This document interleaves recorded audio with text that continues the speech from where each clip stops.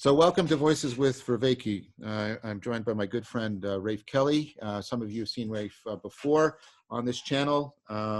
We did a discussion about building an ecology of practices, something I talk about a lot theoretically, but Rafe is out there actually putting real time and talent into making it happen.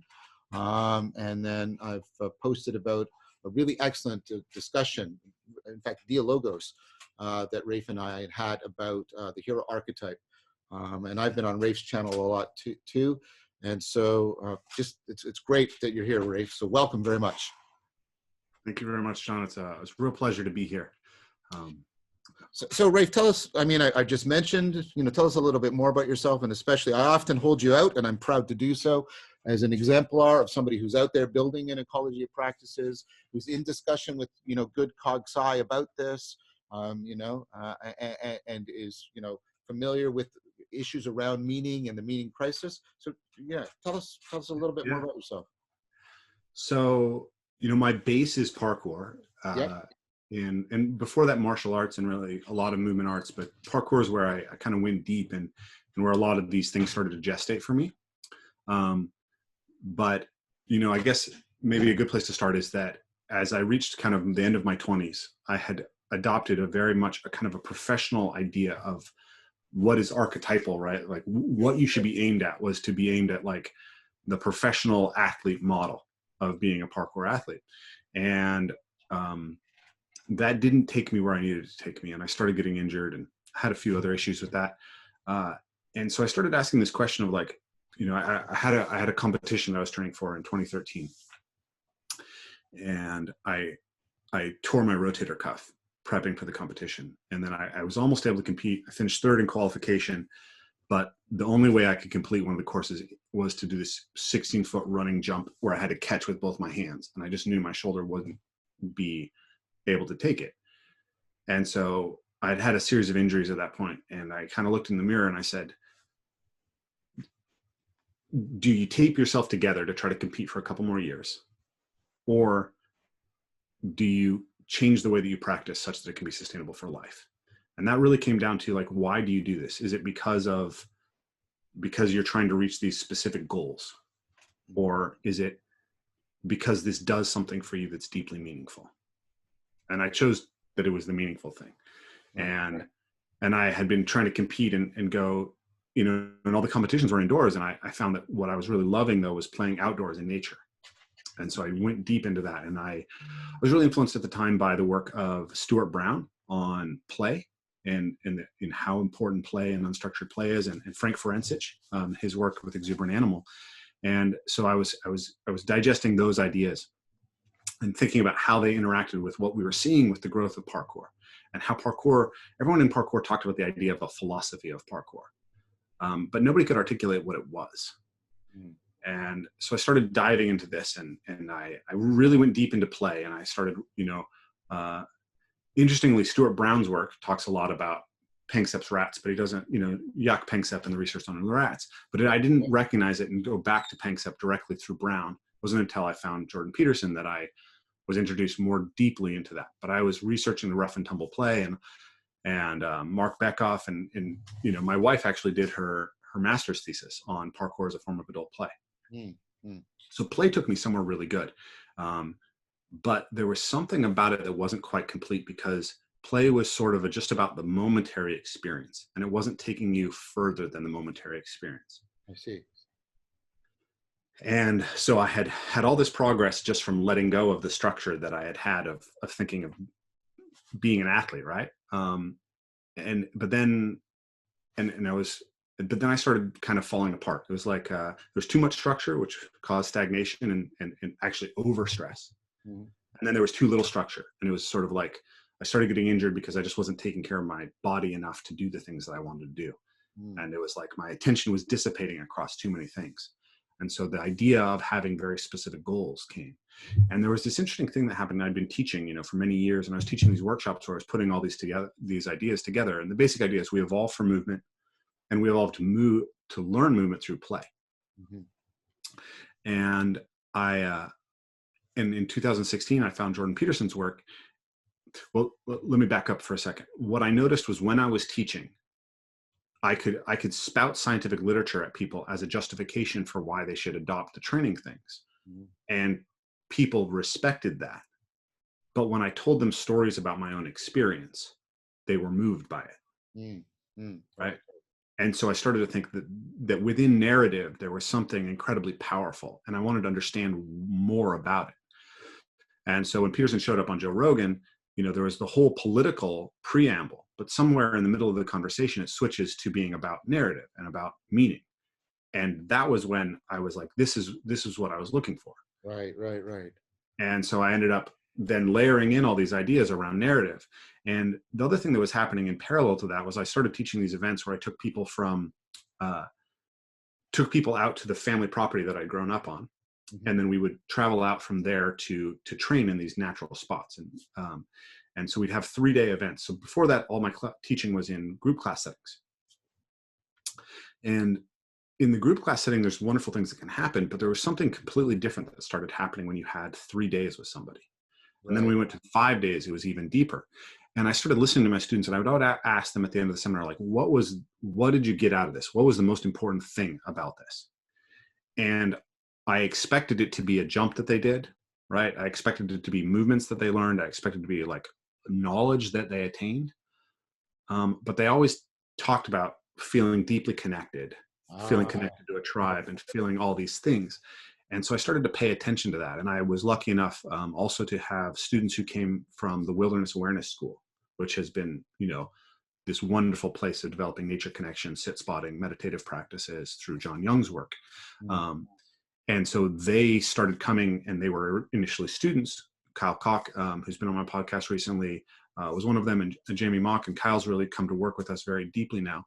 But they started introducing all the nature connection practices and the sit spotting and the tracking right. and all these things into that work, and seeing how it paralleled the work with movement. And I also ran into my friend Simon Tacker's work, and also Mark Walsh, who invited me, and they, Mark basically said, "You're teaching embodiment, you just don't know it yet." Right, right, right. And Simon had spent 10 years in Asia learning different meditative traditions and martial arts traditions, and then had the same kind of ancestral approach. And so I got to learn meta meditation and focus meditation from these guys, and see how they were deeply interconnected to a movement practice. Oh, wow.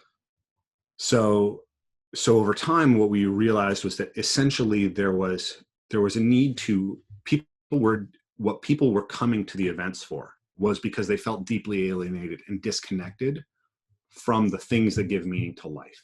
Mhm, mhm. And there was a layer of that is just like the momentary experience of the connection. But then there was a layer of it that is that continued development of the human being. Right, And right, that's what we thought of as like the cultivation of the heroic self. And right. so it's like having goals like I need to be able to lift 500 pounds, deadlift 500 pounds. It's specific, it's actionable, it's realistic, it's time sensitive, whatever. But why do you really want to do that?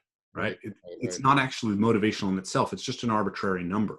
It's because it represents this archetypal sense of the self as being capable and powerful, and whatever it is that you're looking for. And so what I found was that the specific, smart, measurable, actionable, realistic goals, they weren't a broad enough umbrella.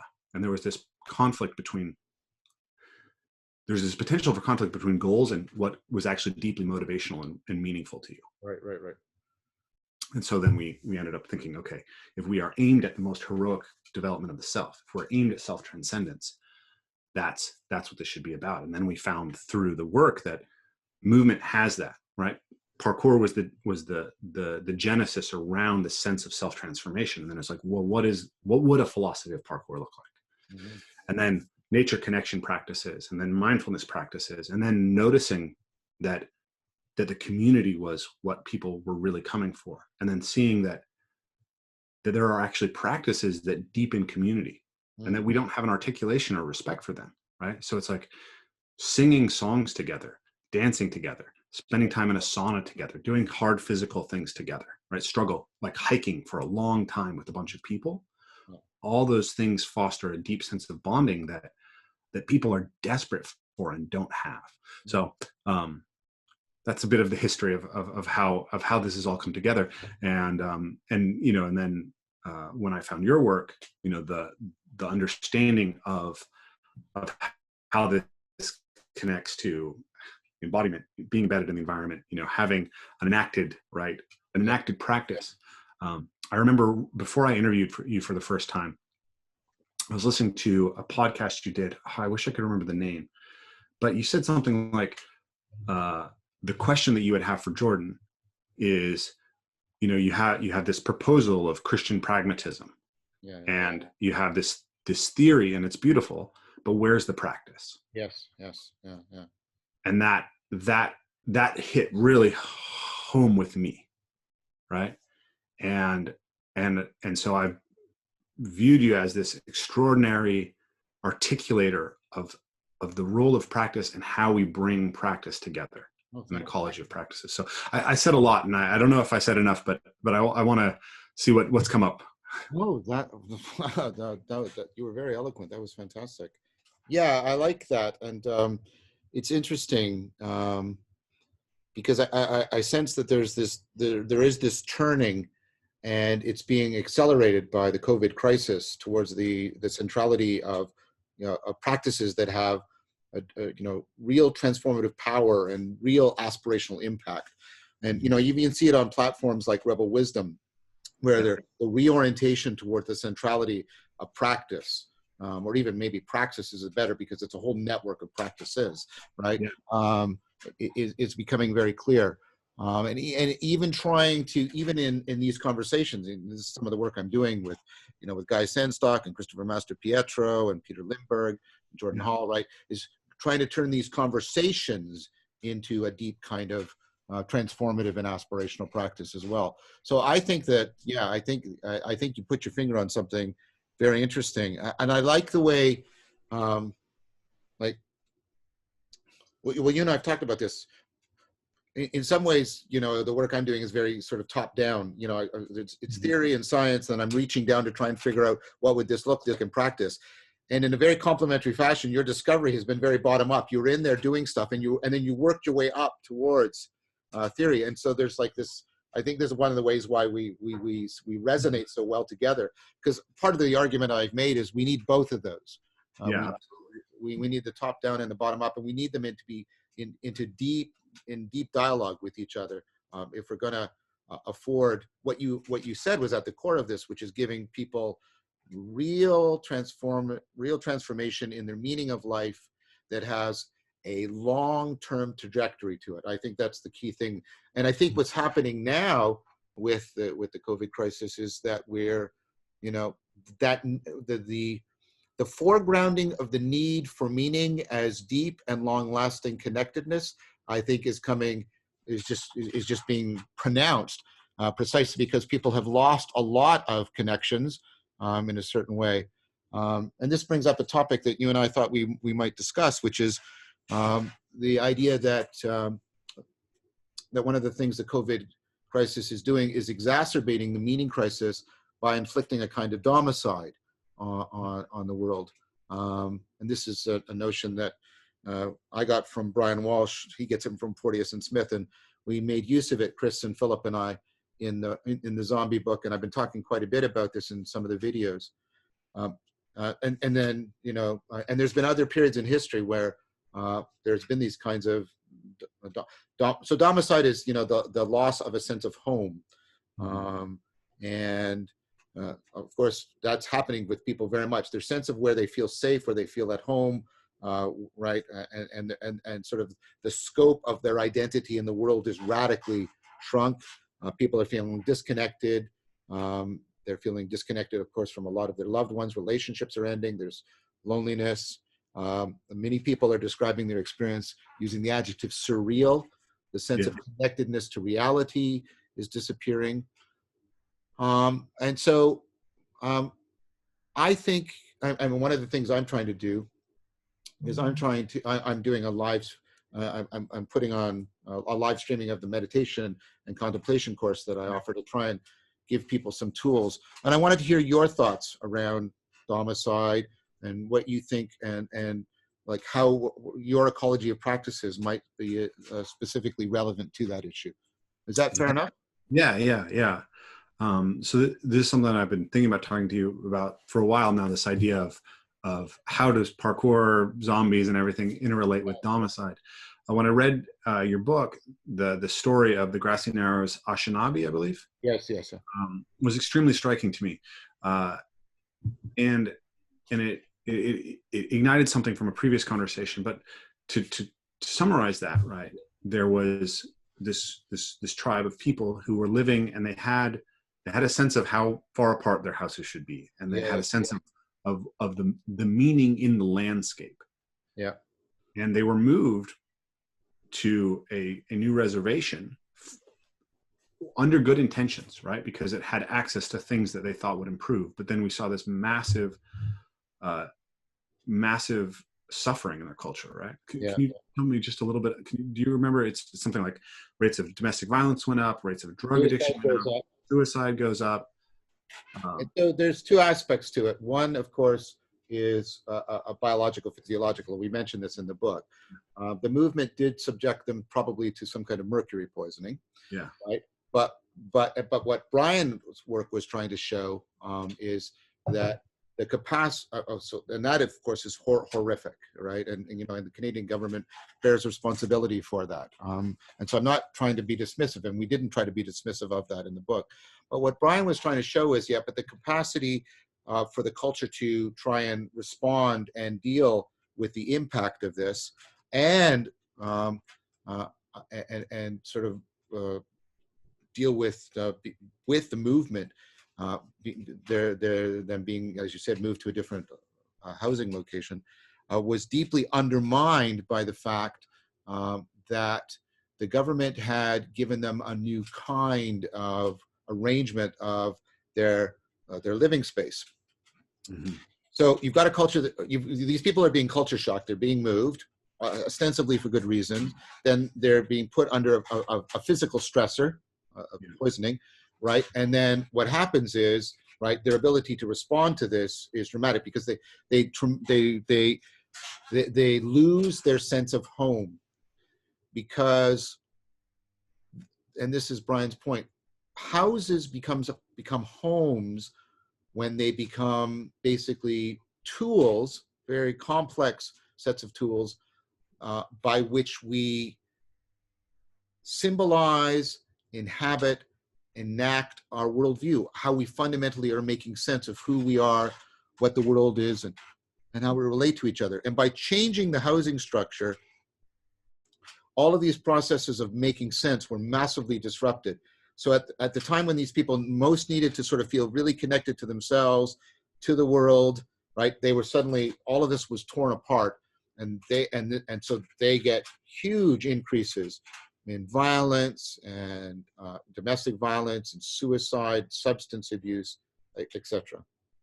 So what occurs to me is that a home, not the physical structure of a house, but a home is where it's kind of like the central place from which attunement between the agent and the arena begin to take place. Yep. If you disturb the meaning system around that home, then you potentially disturb that entire agent-arena relationship. Yeah.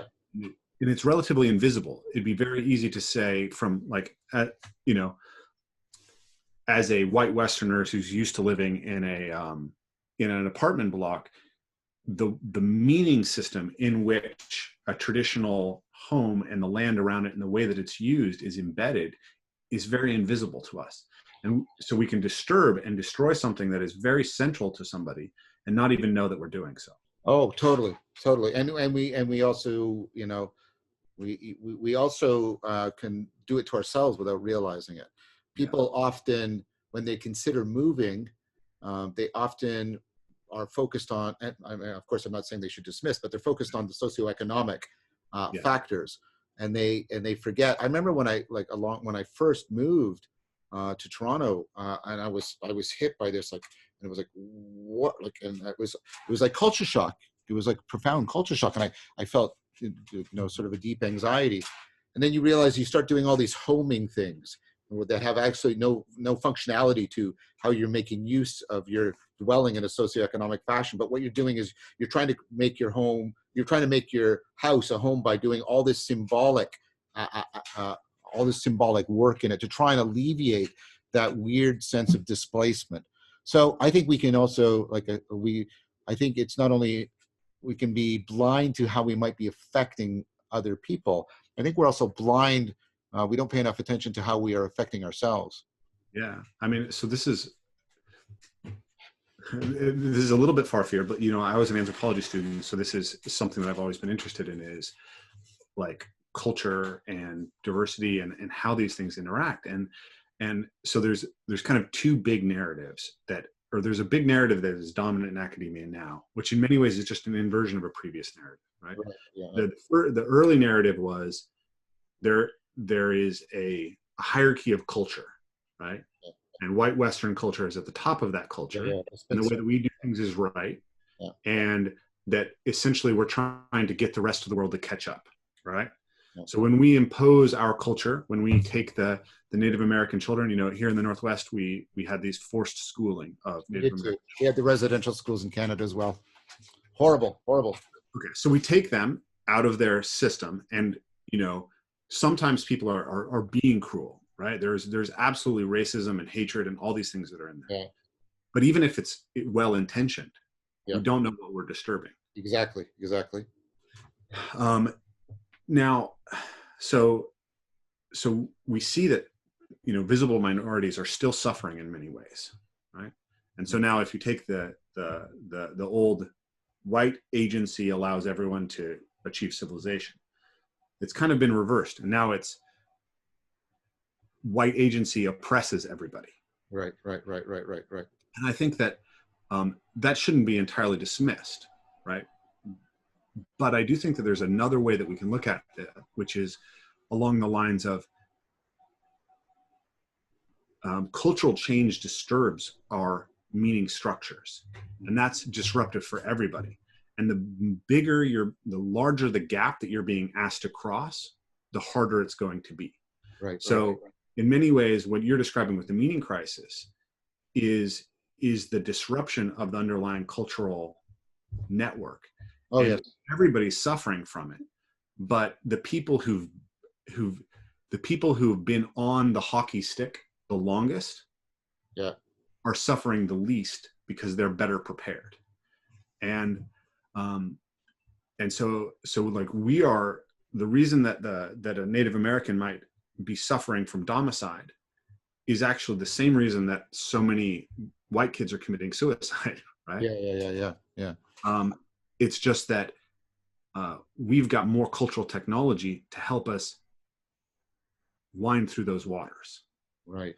This is kind of the way that I've been thinking about that. No, this is good. I want to unpack this more. Before we do, can I just say one more thing? Oh, please. Yeah. This was the thing. Actually, can I tell you a story? Of course. Because I think that this is interesting. So parkour, right? This is the art that was the genesis of this. This was an art that was developed by visible minority kids who are largely the families of immigrants, in immigrant families in the banlieues of Paris, right? So a banlieue is really a lot like this Grassy Narrows thing, right? These were these houses, France did the opposite of North America, right? Instead of turning their city centers into the housing projects, they put the housing projects on the outskirts of the cities. Those are Right. And so you have these massive housing developments that are all brutalist modern architecture that are absolutely oppressive of people, right? And everyone was packed in there, and this was supposed to be good, and everyone was going to develop because all of the resources were tight for them, right? So then, you have this group of people from North Africa, from West Africa, and from Vietnam, mostly, who are all coming into these banlieues in Paris. So the story of parkour, the story you get out of Julie Angel's book, Breaking the Jump, you can kind of say it starts, one starting point is Jan Hanatra, his family's from New Caledonia in Micronesia. Like a couple generations ago, his family were headhunters. Right? He runs into David Bell. David Bell's is like, his father's Franco-Vietnamese and his mother was French. Right. And they're at an arcade, and they almost get into a fist fight. David's 15, Jan is 17. But then Jan realizes that they have a shared friend. And Jan's sort of like, if you're friends with my friends, you're my friend. So they become friends. But there's this intense thing about their friendship, right? They're both really physical kids, right? They both compete in track and gymnastics and interested in martial arts. And so they start challenging each other to who can do 1,000 push-ups, who can be hit in the stomach, who can jump this. Right. And then David's cousins get involved. And then their whole little circle of friends, right? And so there's approximately 9 guys who are kind of viewed as the founders of this. There's more who are involved at some level, but it's Guidan, he's West African, Charles Pereira, West African, Malik Diouf, West African, William and Xiao Bell, who are Vietnamese, and Jan and David, and Laurent, who's Italian and French. But these guys, they start doing this, right? And they come from, like, there's abuse in their families, they come from trauma. Like, David's father was basically raised by the French military after he was separated from his family.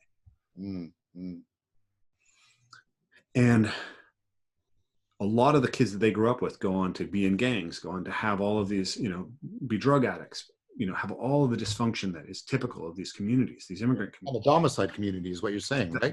Domicide community, right? They came from meaning systems in Africa, in Micronesia, in Vietnam, that were disturbed by war, by immigration. Yeah. And they were put in these liminal spaces, right? They weren't integrated fully into French society. They were put over there to kind of be ignored. Many people went dysfunctional. But these kids, they found somehow, if I challenge myself, if I burn this energy through taking on challenge, and if I make overcoming challenges central to who I am, that can help me grow. So I think this is a really powerful story. And it is. And I was talking to someone who works with Alaskan Native kids. And it struck me that often when people are in this place between where they're like, it can be hard.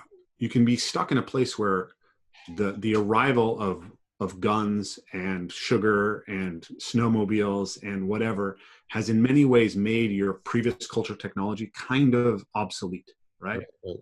It's hard to update to. And then you have this dominant culture over there, but you don't feel fully welcomed in it either. You're put in this liminal place. Yes, very much. Stuck in this liminal place. And what's your identity? Am I an Alaska Native, or am I a Haida, or am I, am I Vietnamese? Am I French?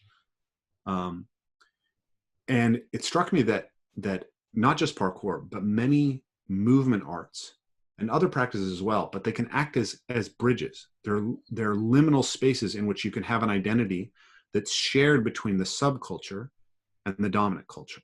So this sounds like the argument I've made that, when we're in these liminal spaces, and there's lots of argument right now, like Zach Stein is making, culture as a whole is in a liminal place, right? A lot of people feel that way. So surreality is an adjective that is prototypical when people are in liminal spaces, individually and collectively.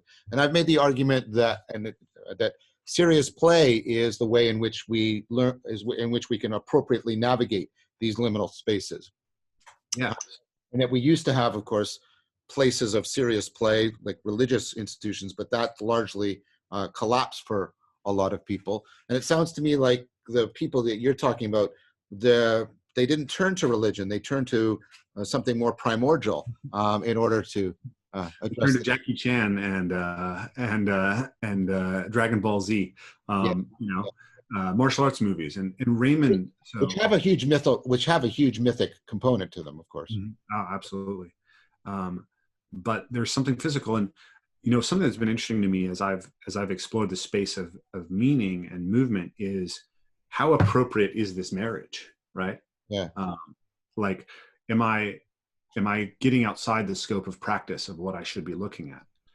But when we look back, we see that very frequently in the past, these things were very tightly interwoven. Yeah. So the martial arts traditions were developed by monks. Yep. Very Right? much. Yeah. And, you know, when you practice Tai Chi, you're practicing a Taoist art. Yes. Right? Specifically a Taoist art. Or the role of gymnastics in the Neoplatonic tradition, things like that. Or sumo. Sumo is a Shinto art, right? All the temples had sumo. So this integration of self-transcendence, of spiritual life, and of physical expression is actually, I would say, quite native to human beings. And I think that, so I think that there's something interesting there, and I think there's something very powerful about the idea of, you know, if parkour can be a bridge for a immigrant kid to an identity that is stable, right, and meaningful, that helps them resolve this tension between, you know, I'm not fully Vietnamese and I'm not fully French, in a positive direction. These movement practices, I think they can be these identities that help us bridge between this sense of domicile that we have in general in our culture. That's the thesis I'm working with, I guess. It's a good thesis. So maybe I can add to it a bit.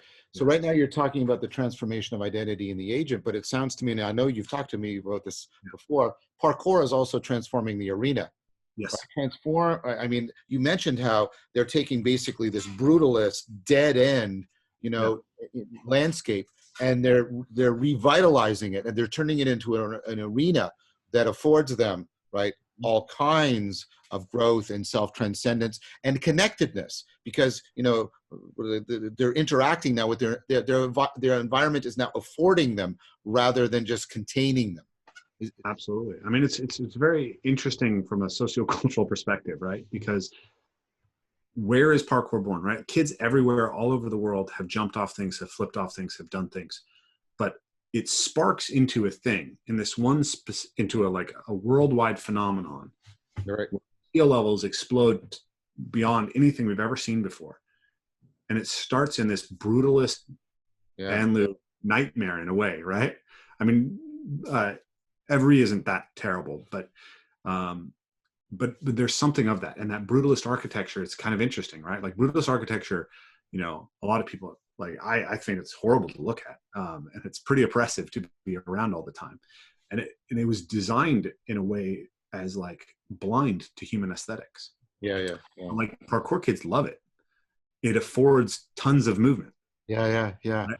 We have a brutalist, a Lawrence Halprin fountain in downtown Seattle called Freeway Park. It's just blocks of concrete, and it's world famous, right? So there's something that's really interesting about that, about this idea that, you know, I talked about this, I think, in our last podcast, but this idea that I when I first encountered the kind of Petersonian perspective, it was like, the breaking the jump, like the process of going out and finding a jump, that's a mini hero's journey. Where you're looking at the chaos around you, you're finding a piece of chaos basically, and then you're bringing order to it through overcoming it. But it was only more recently that I saw that it's actually also the inverse of that aspect of the hero's journey, because the opposite side of the confrontation with chaos is the stagnation of order and the need to bring chaos back into the system, the waters of life. Right. So what those parkour kids had done was they hadn't just imagined themselves as the type of person who can confront something. They'd imagined the environment as suddenly containing all of these potentials, all of these anomalies that were not previously there. Yeah. They created a entirely new agent arena relationship. Reciprocal opening in a very powerful way. Very, very powerful way. Yeah. And so they're integrating mind and body together in practice, and then they're reintegrating, right, in an enacted, imaginal way, the arena and the agent, and getting the reciprocal opening. And then you have had the idea of taking that and then situating it in nature as adding an increased dimension. Could you unpack that a bit, please? Yeah, I mean, on one level, I think that what happened for me is I just was a kid who grew up in nature and was attracted to it, and that I had to stack these things. Right. From another perspective, the way that I've looked, well, actually, let me back up for a second. Sure. Parkour, those kids who grew up in France and started this, they trained in nature and in the city. Ah, I didn't know that. So, yeah, if you go to the earliest interviews with David Bell, he says, whether in the man-made or the natural environment. And the earliest videos, they feature Evry and Lys, which are Banlieues outside Paris. But they also feature Sarcelles, which is a rural area that his cousins lived in. And they feature Fontainebleau. This is kind of a really funny piece of history, but Lys and Evry, which are the birthing grounds of parkour, are about 20 minutes by car from Fontainebleau, which is where the modern sport of bouldering was developed. The modern sport of what? Bouldering. So bouldering and parkour are basically born 20 minutes away from each other. Oh, okay. What's bouldering? Rock climbing. So traditionally you have mountaineering, and then mountaineering gives rise to rock climbing, where you're just focused on going up faces. Right. But you do ropes, right? And you go up big faces.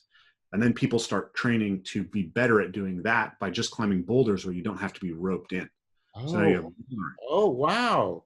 we have these gyms all over the world now where you have rock climbing holds on walls that are boulder problems. So the distinction between bouldering and rock climbing is generally that in rock climbing you are roped in. Right. And bouldering you're just finding these problems.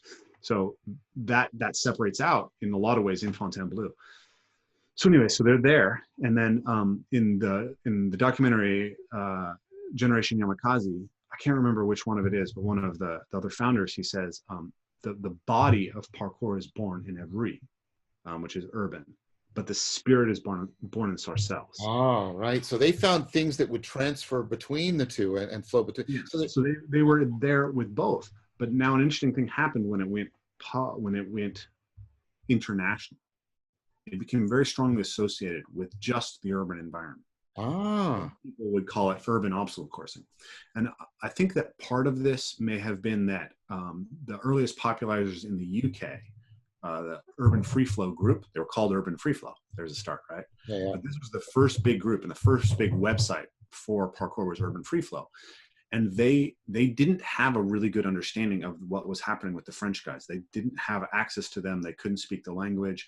There was not good communication between these two areas. And Urban Free Flow in a lot of ways modeled parkour as kind of like skateboarding. Skateboarding, of course, is very strongly associated with the urban terrain. So anyways, so it's not original to me to take parkour into nature, but the way that I looked at it was that these physical capacities that we were exploring in the city, they evolved in the natural environment. We can only do these things because we have a heritage as tree climbing animals, right? At kind of a very basic level. And I felt that there was something deeper that we learned that I got when I went into nature, that there was more information in nature, and it was a more powerful trigger for the flow state. Right. Yeah. And that it was I think parkour in some sense is like a radical reimagining of the urban world as available for play. It's like you see the tree within the building. Right. Yeah. I like that. That's really. But when you go back to nature, you're recovering the place where that is actually more intuitive and more natural. Right. So you're probably tapping into some deep evolutionary machinery, which would really be conducive to getting people feeling very connected. Yeah. And then we find that it naturally brings in that curiosity about connection to nature in a broader way, right? That a tree as a living thing, it invites a curiosity about it. Right. That is maybe different from a building. So does that mean it's easy then? So I'm trying to get a sense, because unfortunately I have not been able to come to, you've invited me, but for health reasons, I haven't been able to come. I hope that changes someday. So I'm getting, like, people are doing the parkour, and then you have the practice, I forget what you call it, where people are sitting and they're basically doing a contemplative practice, like on the natural environment. What's it called again? It's called sit spotting. Yeah, so spotting, that's something that we get from the John Young wilderness awareness tradition. But it is a contemplative practice where you learn to essentially attend to the information coming at you from the landscape. So you're really trying to attune to it very deeply. So that would, of course, create a sense of connectedness. Do you find that it sounds like these, I mean, I understand that it sort of evolved very organically for you, but these practices have all been chosen also, it sounds like, because they sort of like it's easy for people to move from one of these practices to another. They sort of naturally afford and complement each other. Is that correct? Yeah, I mean, that's not so much intentional. Yeah. Emergent, right? It's like I have a base practice, let's say, Yeah. parkour, and then parkour in nature, and then I go out and I find all these things, and then some of them stick and adhere to that. Yeah. And so sit spotting has been really wonderful, and then also like I like focus meditation, body scanning meditations, and meta meditations. Yeah. Or meta contemplations as adjuncts to this. Yeah, I can see that. And then you also get like a campfire practice that's very similar to some of the stuff I'm trying to do with dialectic and dialogos, although right now we're doing these digital campfires instead, where you're getting something like an intersubjective, like you're telling narrative, and people are literally circling around a campfire. Mm-hmm. Yeah. So after my encounter after my encounter with Peterson's work, at the end of our seminars, even the non-retreats, like at the end of the first day, I would tell one of the dragon stories. Yeah.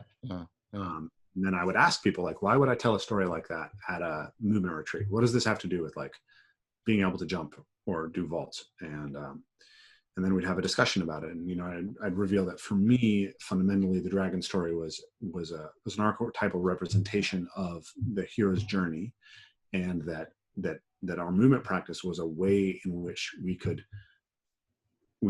intentionally go into that. And then when we saw it that way, we could start to generalize the insights from that process more effectively into the rest of our life. Yeah, always the intent to integrate with your life. So it's supposed to be life transformative. It's not a vacation. It's not a retreat in that sense. Yeah. So let me tell you this story, because I think this is important. Like, we've talked about this a little bit before, but I think it's really important.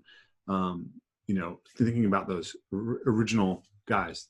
You know, so they were all training, and they were training intensely, and they felt that it was transforming them. Right. And they were doing just physical stuff, and they were doing martial arts, but they started doing these jumps, and the jumps seemed to be unique, right? Jumping between buildings, jumping at height. And one of the guys who's considered one of the founders, Williams, he's much younger. He was only 6 years old when this process started. So when he's 11 years old, he's kind of training with like the baby group, right? There's the older kids, and then there's him, and he gets to tag along sometimes, but not all the time. And he sees this jump that the older kids have done, right? And he works up to it, and he finally does it. And it's like this profound transformation for him. Mm-hmm, mm-hmm. And then he asks one of his friends to come and do it. And his friend does it. And as his friend lands and comes down, Williams has this sense that whatever that jump had meant to him, it didn't have the same impact on his friend. And that he, at 11, he seems to have realized that the thing that mattered wasn't the jump. It was the way that it transformed. Ah, right. Yeah. And so what I've noticed over the years is that every practice that you hear people raving about is a tool, and it's a whole, right? Yeah. It affords action, or it affords transformation, or it affords hiding, right? So so you can go to a jump because you learn something, and then you take that insight into your life. Or once you become comfortable with the jumps, and it feels like you have that catharsis and a sense of having overcome something, that can become your place to get that, so that you can avoid facing all the other places in your life. Ah, that's important. That's an important difference.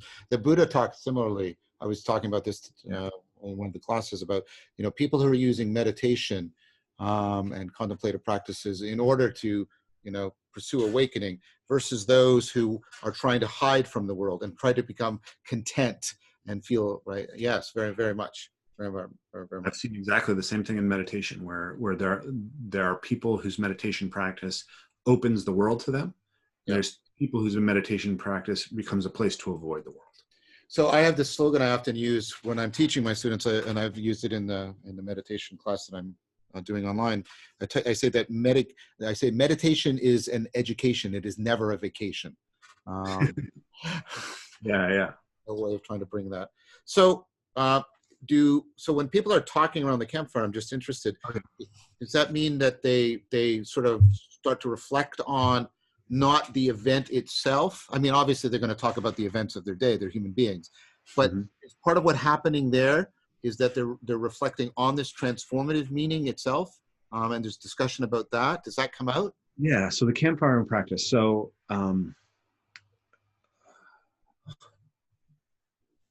so a lot of these things, again, it's emergent, right? Yeah, so yeah.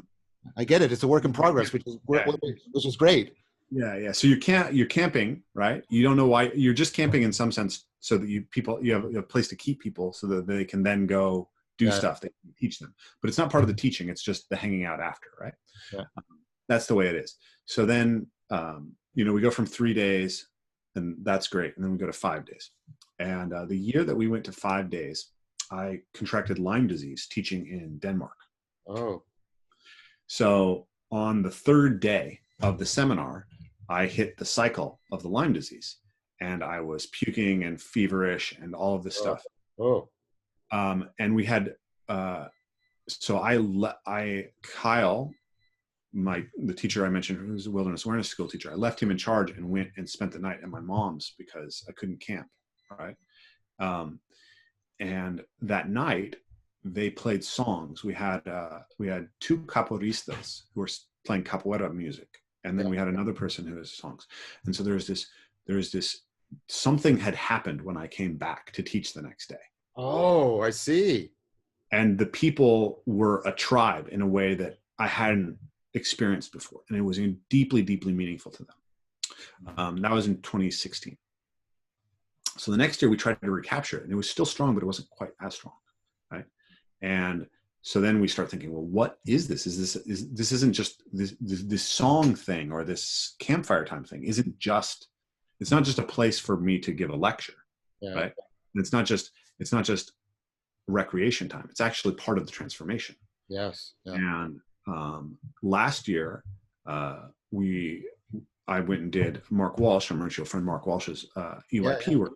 Yeah. And he taught me this technique of having people stop after a certain period of time training a movement practice and have them do a dialoguing practice where they speak for 1 minute about what their core insights were. So it's an insight farming practice. Right. And so we started introducing that, and then we introduced the idea of asking the students to tell their story and introducing, and this has happened over time, and the dialogues that have come out, we've had people share some incredibly deep stuff, some traumas that, people have never shared outside of that. And incredible conversations, and people who come to our workshops now, they're staying in contact, even though they're all over the country, because they have this group of people who they trust and they can communicate with in a way that very few people are available to them. So you sort of retooled I think that's the right word to use here. You retooled the campfires to be sort of, insight and transformation centric. And then that sort of and that allowed you to recapture what had spontaneously happened when you were sick. Is that what you found? Mm-hmm. Yeah. So we use music. So we teach songs. We use storytelling. I tell stories, but we also ask the students to tell stories. Yeah.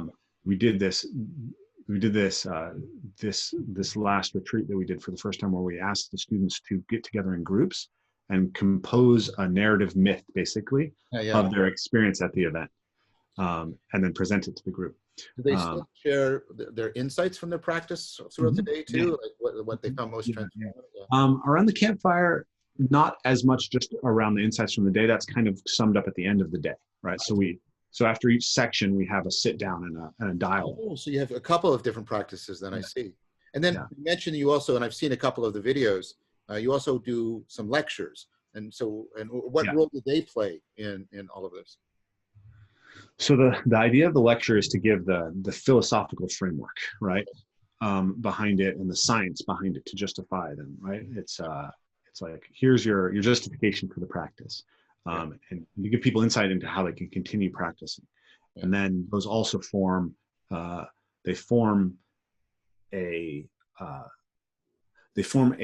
foundation for continued dialogues. Right. So you're providing kind of what I often call a conceptual grammar for people. Yeah, absolutely. So I mean, you're my friend, so I mean this as a compliment. You kind of reinvented church, like, but maybe something proto church that was more present in maybe hunter-gatherer societies. But you invented a lot of the machinery of religion, is what I'm trying to say. I mean, I think that's true, and I also find it uncomfortable. I know you do, but I'm not trying to just make you uncomfortable. Like I said, we're friends. Well, it's a funny thing. So when we started parkour, like we were all like, my nickname was like the parkour preacher, right? Because I could quote David Bell, right? David Bell, 2028, right? He says this, and it was like a religious transformation for those of us in the beginning, right? It was like something had come into our lives that had completely changed us, and that was profound, and we wanted to be able to share it. We wanted to proselytize it in a sense. But then it was like, I think there are people for whom the movement kind of self-organizes the understanding, at least sufficiently. But there's also a sufficient level of kind of depth when you're 21, and a different level of depth that you need as you continue that process to have it continue to give meaning to you as you age. But my business partner was always joking that we should just rebrand parkour as a church so that we could get free taxes. but then go ahead.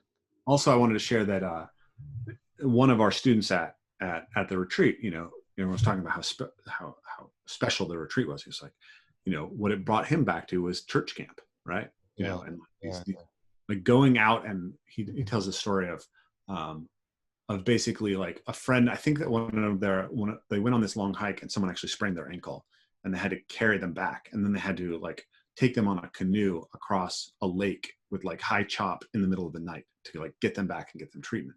Right. Now, this was like one of the most transformative experiences of his life when he was like 13 years old. So in some sense, we're re-articulating that. And I think that, what I've talked about you before is that, if you like, I've had to accept that to a degree, right? That spirituality and physical practice can and maybe need to have a sort of dynamic, right? Yeah, they're wedded together. They mutually support each other in powerful ways. And then at the same time, I don't want to, I tell stories that I got from Peterson, and I talk about their relationship to the Christ archetype. But I always tell people, like, I'm not a devout Christian. I'm not asking you to get the meaning out of this. Like, I think that one of my favorite things that you say is the idea of religion without a religion, or I like it to think of it as religio, right? Yes, very much. And that doesn't mean that you can't have it, right? Like, if you're a devout Christian, you're welcome. If you're a devout Buddhist, you're welcome. If you're a devout Muslim, you're welcome. There's machinery within religion that is deeply necessary. But my approach to that is definitely, I think it would be a disservice to what we're offering if it became too attached to that. Well, you don't attach it to any particular religion, and like I said, I think it's. Of course, I was teasing you a bit to try and provoke you. I think it is much more about. I mean, you're creating, in these terms, I mean seriously. You're creating ritual and mythos for enhancing religio, and I think that's really, really important within an aspirational program of trying to make people wiser, more connected. Yeah. Which is cool. And it's funny because now it affords me talking to you, right? But I just fell into it, right? That's the funny thing about it in a way. Yeah, and but I mean, uh, but that, I mean, it's funny, but it also. Sorry, I don't want to make this self-serving, but it legitimates, or at least Yeah, here, yeah, provides evidence for an argument I've been making about how this is fundamental to us and how this can be built bottom up.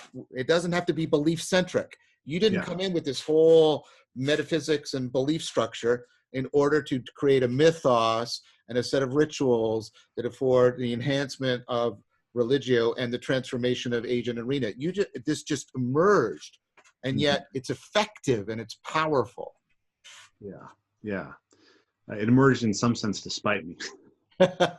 Well, but Because, like, I mean, in a lot of ways, in the beginning of this process, I would describe myself as a very hardline atheist and yeah, extremely skeptical of religion, um, and also, like I always say that I had to be a little bit of a lone wolf, personality-wise, in order to go into this place that nobody else was there. of course, I get that, I get that. And so the creation of the community has been so much a self-organization of the people who've taken on the work around me, Yeah, yeah, yeah. which is so interesting. Yeah, that logos. I love that. I love Yeah. that. So I mean, you did this spontaneously in a couple of other dialogues. I now hear you sort of self-describe as a non-theist. So there has been a shift for you. Yeah, absolutely. Yeah, I mean, um, you know, uh, encountering Peterson's work was really powerful to me, and it was quite confusing because I knew that I was looking for narrative, but I didn't understand quite why I was so obsessed with it and why I was taking my time away from studying more specific stuff around physiology and Yeah, adaptation to exercise and motor learning. And I was like, why am I studying this guy's stuff so much? But yeah, it was profound, and I I remember when he started the biblical series, I told my wife, like, I might be a Christian when this ends, yeah, yeah. but I wasn't. I love the stories and I love the meaning, it's profoundly shifted. Like, I just finished Harry Potter with my daughter, right? Right. And when Harry sacrifices himself, Yeah. right, and the evil is killed and all that, it's like, this is an extraordinarily well done retelling of the Christ archetype. Okay, Like, yes, very much, very much. I think it's and often missed on certain types of Christians. That it's. Sorry if I can just interrupt. I remember a story from C.S. Lewis. A little girl came to him, yeah, reading the Narnia Chronicles, and this shows you something about the depth of C.S. Lewis. And she said, she comes up and she's confessional, and yeah. she says, "I like Aslan better than Jesus." And he turned to her and, what insight on this? And he said, "That's fine. That's okay." Mhm. Like, he got it, that that she was actually connecting to what really mattered about Yeah, that. beautiful. Yeah, I'm actually reading Chronicles of Narnia now after Harry Potter, Well, there which you go. was again quite interesting because when I read it as a kid, I had no idea that it was meant as a direct Christian allegory, and I didn't understand the Christian story. Well, there's two things there. There's the Christianity, but remember what is it the professor says? It's all in Plato. I don't know what they're teaching children these days. There's a lot of Platonism running through that series too, in a lot Yeah. of powerful way. Yeah. So, you know, in one of your debates with Peterson, you said, pragmatism is parasitic on an objective sense of truth, right? Yes. Or Yes. something along those lines. But I think that there's something profound about the idea that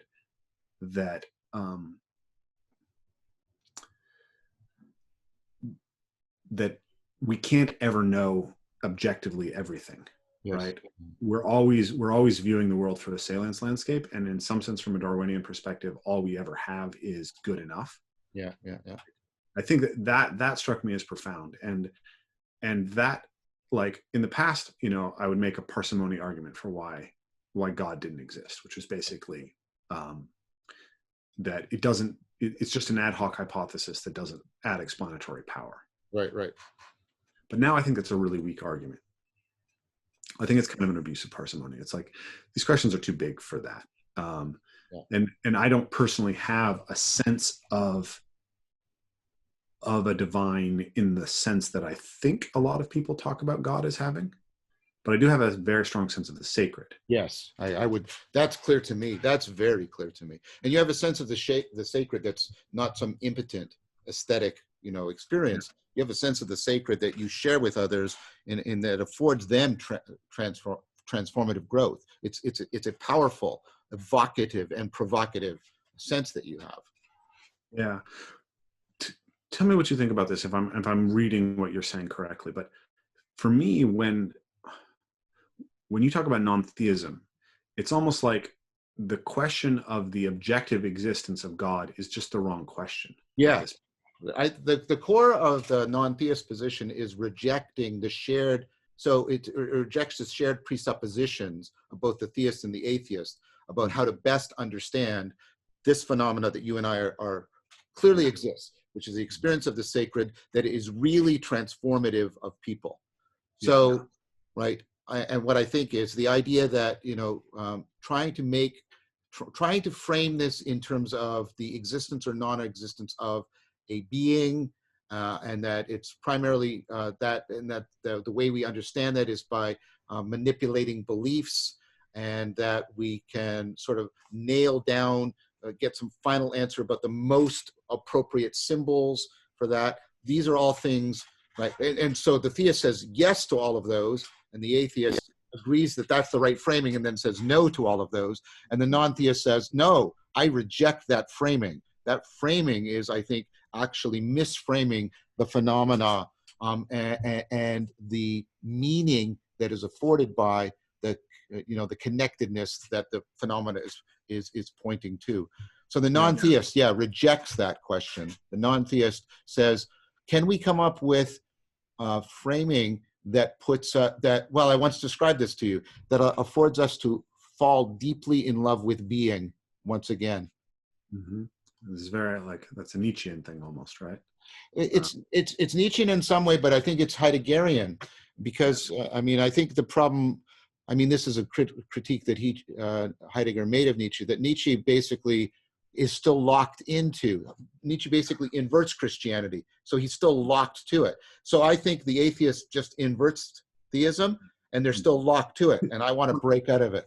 It's kind of like the white supremacy versus white oppression narrative, right? It's like the first way that a narrative that doesn't serve, the first response to it is just its inverse. Yes, exactly. And you have to try and break past them, which is what you were trying to talk about with your example of parkour, that neither the white supremacy or the white oppression model explains what actually emerged and was created in that situation. Yeah, by these kids who came from, and they had agency. They created this.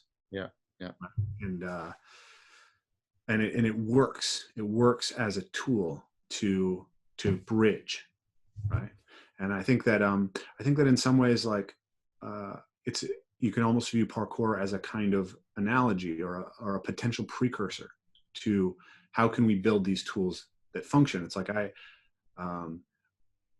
God doesn't, whether God exists in a sort of external metaphysical objective sense, it kind of doesn't matter, because the representation of God or the meaningfulness of those things has to exist for us on some level. Yes. And if we're not addressing that, and if we can't address it in a way that can invite in the believers and the non-believers, then we're just stuck with war, I guess. Yeah. But that's why I think that's why I'm so attracted to your project, because as much as I love and respect what Peterson's done, he kind of flirts at the edge of saying it's neither. Yeah. He rejects the atheism, and he describes Christianity in such a way that it'd be very easy to be non-theistic, but he doesn't go to the point of saying, I'm actually approaching this as a non-theist. Yeah, and I've criticized him for not doing that, because I think you can make a very clear case that Jung is a non-theist, for example. I've been trying to articulate this with this notion of transjectivity and the notion of this. This is extraordinarily valuable. Like, that just blew my mind when I first encountered the idea of transjectivity. That there's the object, there's the observer of the object, and then there's the relationship. Yeah. right? And that so much of where we get stuck is reframed once you recognize that that there's a reality within the relationship. Yeah. Well, that's exactly. And, you know, and I think I've been helped by people like Corban, and the imaginal as not the subjective image or just the objective thing, but as the enacted image schema that actually allows us to afford, you know, find transjectivity, find that connectedness. And I see a lot of I see a lot of what you're doing in parkour is exactly that kind of enacted imaginal work, imaginal play, I should say. Yeah. So one last question, and then maybe we'll wrap it up. So a term that I often use, I don't hear you use it as much, but I don't think you're hostile to it to a degree. But I've felt it sort of sneaking around the corners, like when you talked about tool and whole and stuff like. And this is, you know, wisdom. And where does wisdom fit into this whole program that you're talking about? There's definitely now sacredness and spirituality. There's aspiration. There's transformation. You know, people have to have the, you know, they have to have the right insight. They have to discern, use this as a tool, not crawl into the hole. But like more explicitly now, more focally, how does wisdom fit into this for you? I suppose the first response I have to that is I'm 38 and I jump between trees. Right? Like, wisdom is such an interesting word. I've been insightful for most of my life, I guess. Right? Yeah, like, yeah. You know, my mom tells stories about like going on walks with me and like finding me discussing the nature of God with people when I was 4 years old. Yeah. You that's clear. You're very good person.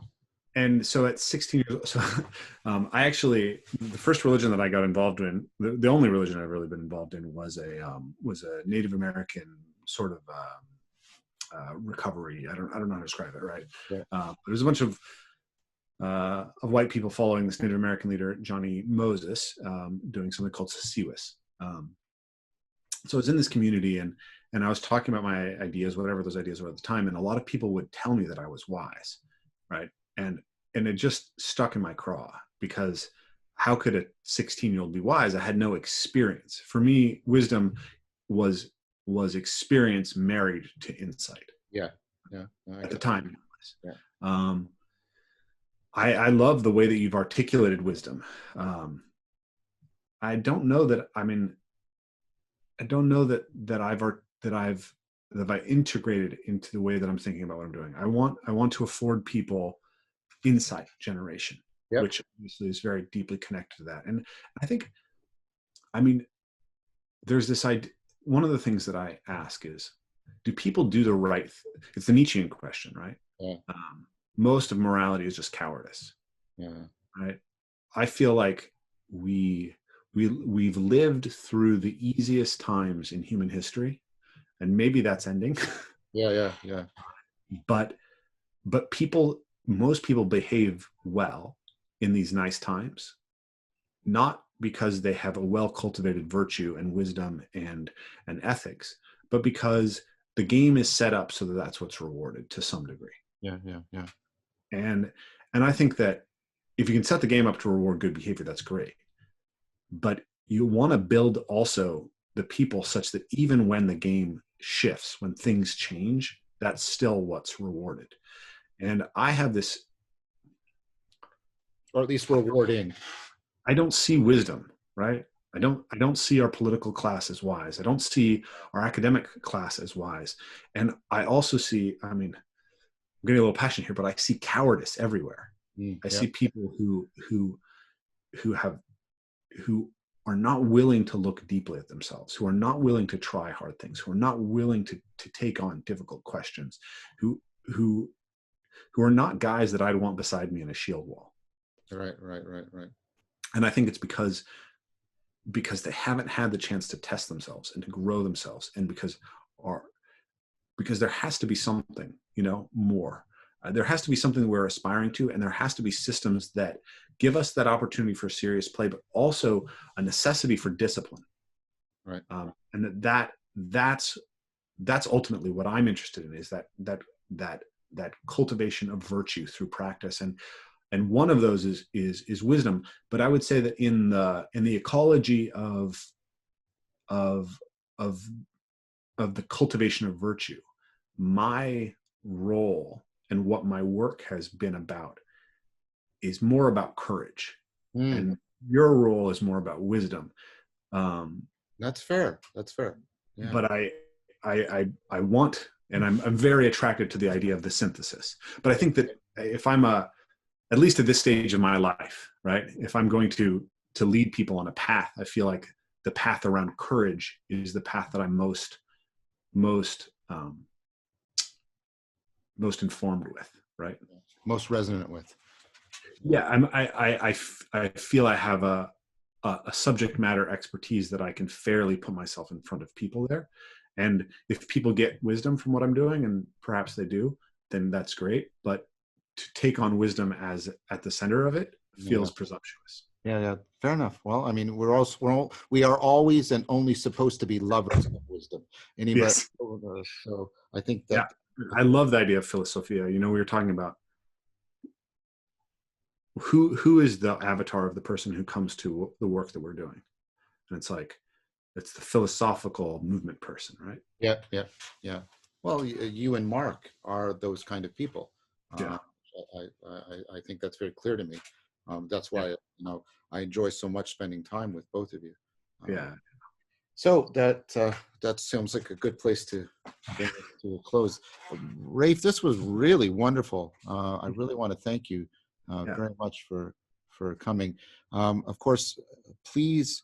I'm going to say it right now. I think Rafe does really important work, and I always am recommending what he's doing. I hope this video shows you the depth and the seriousness of what he's doing and why it's so pertinent and relevant to the meaning crisis and to the way in which right now the domicide aspect of the meaning crisis is really being exacerbated in ways that I think are going to have some pretty serious mental health impacts. And there's an alternative way to go forward. We do not have to just sort of suffer domicide and the mental health deterioration that comes from this exacerbation of the meaning crisis. There's alternatives we can make use of, and they work. And Rafe is here to show you and to tell you, to exemplify the fact that they do work. And so I want to thank you very much. I think what you're doing and what you've said today is good reason and good evidence for good hope. Yeah, thank you so much. I'd love to maybe even have a second one where we go deeper into the idea of the domicide, because I think that I think that people still have not grappled with just how disruptive this might be, and how much the world that we, I think people are sort of thinking that they're going to come out of their bunker and it's going to be the same world. No, this is like after the Great Depression and World War II. We have to remember that this is the first world encompassing, world challenging event we've come. The analogs are the Great Depression and World War II. And when wars, pandemics, we haven't seen this in 80 years. That's right. And after the Great Depression and World War II, we did not go back to the way things were before those events. We did not go back. And I don't think we're going back either. Eric Weinstein calls this the awakening from the great nap. It could be. And especially, and I think you agree with me too, that I strongly suspect that this is not the only pandemic we're going to be facing. There's a real worry about that if we don't change factory farming, wet markets, and a lot of other things. Also, melting the permafrost and slashing rainforests and redirecting ocean currents and air currents. Like, we're doing a lot. We're messing around with a very, very complex system in a really haphazard way. Absolutely. So I think that if the thesis is correct, that essentially, let's say we had an identity, we had a home to some degree.